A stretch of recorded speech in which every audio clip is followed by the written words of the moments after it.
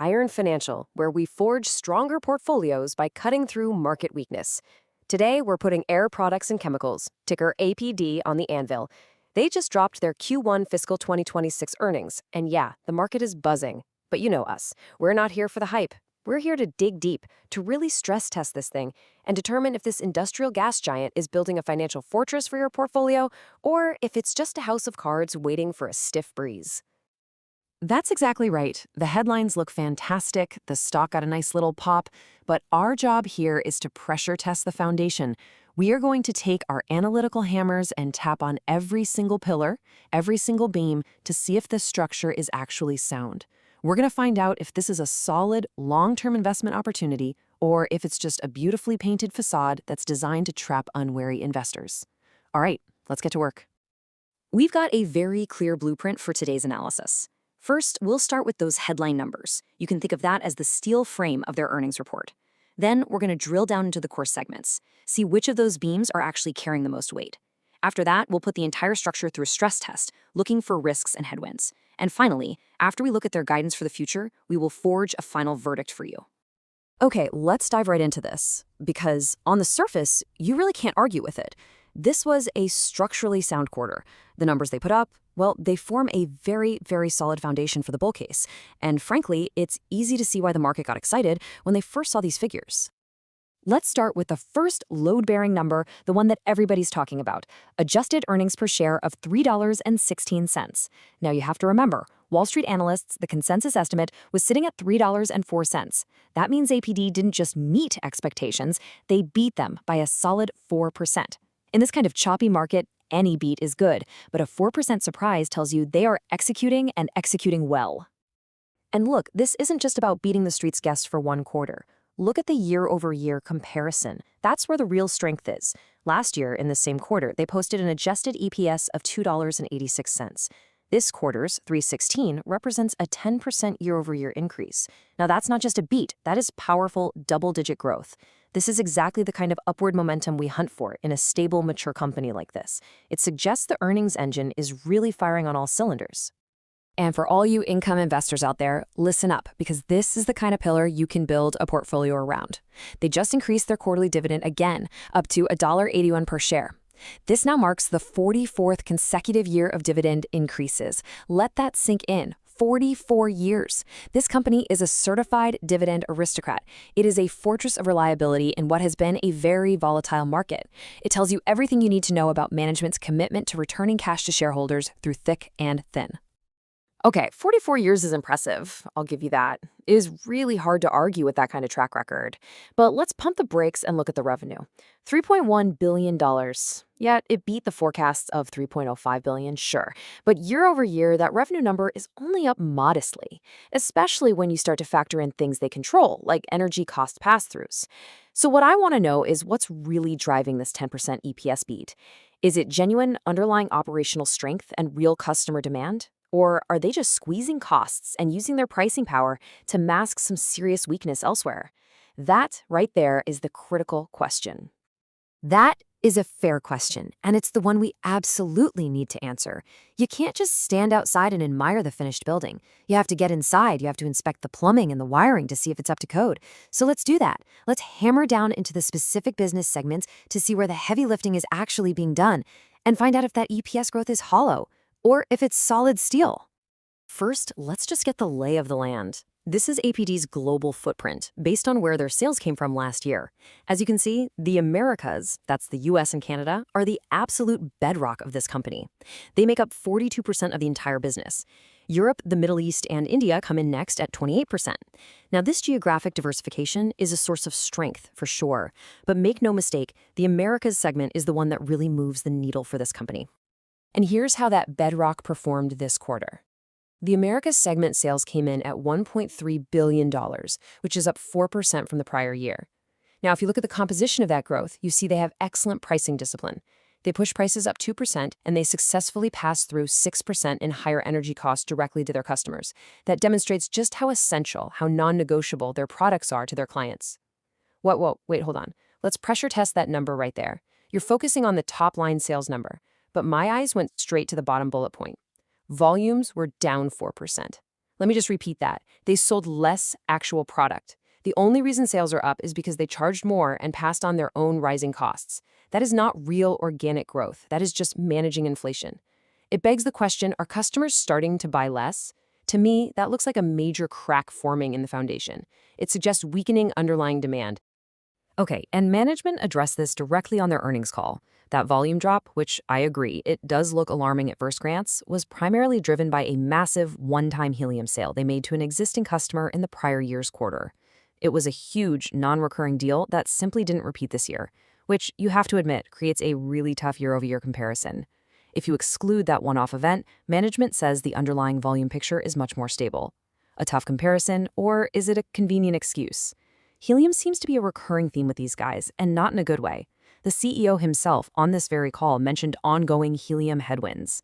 So this feels like more than just a simple one-time comp issue. It feels like a persistent problem. We need to dig into these headwinds and the other risks they're facing. The bull case, to me, is starting to show some serious stress fractures. Exactly. The bull case is built. The pretty numbers have been presented and polished. Now it's my turn to play demolition. Let's apply some real, sustained pressure to this structure and see if it can actually withstand it. It is time to go searching for the cracks in the armor. And you know what? We don't even have to look that far. The company's own reports and their earnings call transcript highlight these very risks. First, and this is the big one, the CEO explicitly admits they're operating in a sluggish macroeconomic environment. Those are his words, not mine. For an industrial gas company whose fate is directly tied to manufacturing output and broad economic activity, that is a massive headwind that you simply cannot ignore. And this right here brilliantly illustrates the point. This isn't my interpretation. This is a direct quote from CEO Eduardo Menezes on the call. He is literally telling investors to their faces that volume growth for the entire fiscal year will be limited. He's actively managing expectations down. And notice, he again mentions continuing helium headwinds. This just confirms my suspicion that this is not a one-quarter comparison issue. It's an ongoing, persistent problem that is actively dragging on their results. And this is what really concerns me. This is the slide that should make any long-term investor pause. They're guiding for capital expenditures, that's CapEx, the money they invest back into the business to build for the future, of about $4 billion. That is down a full $1 billion from what they spent last year. So the billion-dollar question is, why are they cutting back so aggressively? For a company like APD, CapEx is its lifeblood. It's how they build new plants, it's how they upgrade equipment, it's how they expand. Now sure, when you cut back on building new facilities, your expenses go down in the short term, which can make your earnings per share look a little better. But it is a dangerous game. It raises the question, are they building for the future, or are they just trying to prop up short-term EPS numbers by cutting vital long-term investment? That looks less like a fortress and more like they're selling the furniture to pay the rent. I see it differently. I don't see weakness. I see capital discipline. After a period of incredibly heavy investment in massive, world-scale projects, they're now optimizing and focusing. The CEO's stated priority is to refocus on their core, high-margin industrial gas business. This isn't cutting for the sake of cutting. It's a strategic pivot to ensure they are getting the highest possible returns on the capital they do decide to deploy. They're not retreating, they're choosing their battles more carefully. And that capital discipline is precisely why their guidance for the future is so solid. They aren't just throwing money at every shiny new project that comes along. They have a plan. Let's look at the blueprint for the rest of the year and see exactly how they plan to build on this quarter's results. Just look at this. Despite the sluggish macro environment, despite the helium headwinds you're so worried about, they went ahead and reaffirmed their full-year adjusted EPS guidance. We are looking at a range of $12.85 to $13.15. At the midpoint, that's 7 to 9% growth for the full year. This shows tremendous confidence for management in their ability to navigate the very headwinds you just pointed out. They are not backing down from their commitments to shareholders. So the big question is, where does that growth come from if base volumes are sluggish? Well, right here. The CEO is pointing everyone directly at the high-tech sector. This is the new growth engine. They are strategically positioning themselves to supply the critical ultra-high purity gases that are absolutely essential for the exploding electronics and AI markets. As the demand for more advanced semiconductors and more powerful data centers grows, so will the demand for their specialized products. This is exactly how they pivot from old-school industry to new tech. And listen, this isn't just talk and buzzwords. They are executing on this strategy. They just landed over $140 million in new supply contracts with NASA for liquid hydrogen. They are a dominant, entrenched player in the U.S. space market, with an estimated 40 to 50% market share. They are also in advanced negotiations for massive low-emission ammonia projects. This is how a mature industrial giant forges new paths for growth. They're leveraging their core competency into the biggest industries of the future. Those are promising areas, I agree with you. Space, AI, green hydrogen, it all sounds fantastic. But they are also incredibly competitive and extremely capital-intensive markets to play in. So it all comes back to that previous slide for me. Is that reduced $4 billion CapEx budget really enough to not just compete, but to actually win and become a leader in these so-called star segments? Or are they going to get outspent and outmaneuvered by hungrier competitors? Which brings us right to the final verdict. We've laid out the bull case, which is built on a solid quarter and a long history of rewarding shareholders. And we've pressure-tested the bear case, which highlights some very real macroeconomic and company-specific risks. Now it's time to put it all together. So, after hammering on the numbers, after testing all the weak points, what is the final blueprint for an investor who's looking at Air Products today? Do they start laying a foundation in their portfolio with this stock, or do they wait on the sidelines for a better entry point?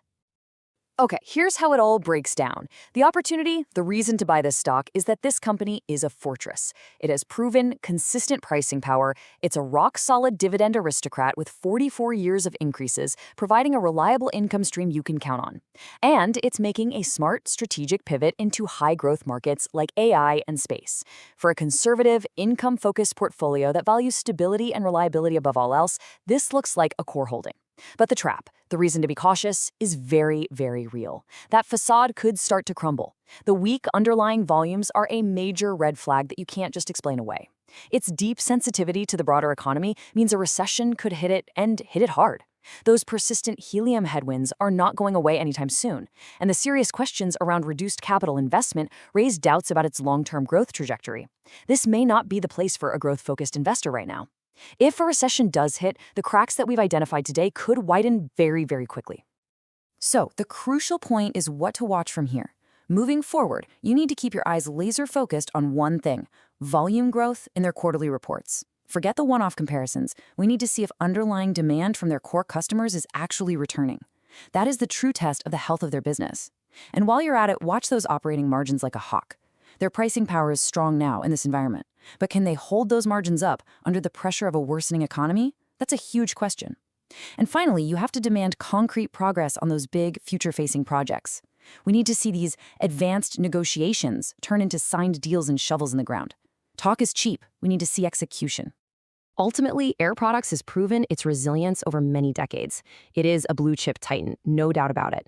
The question for you, as an investor today, is whether its current blueprint is designed for simple maintenance and defense, or if it's truly engineered for building the next story of growth. And that right there is the multi-billion-dollar question you need to answer for your own portfolio. Is this the defensive stronghold for stormy weather, or is it a growth engine that's just getting warmed up? The evidence, as we've shown, points in both directions. Thanks for joining us on Iron Financial, where we do the heavy lifting to help you build a stronger portfolio. The choice, as always, is yours.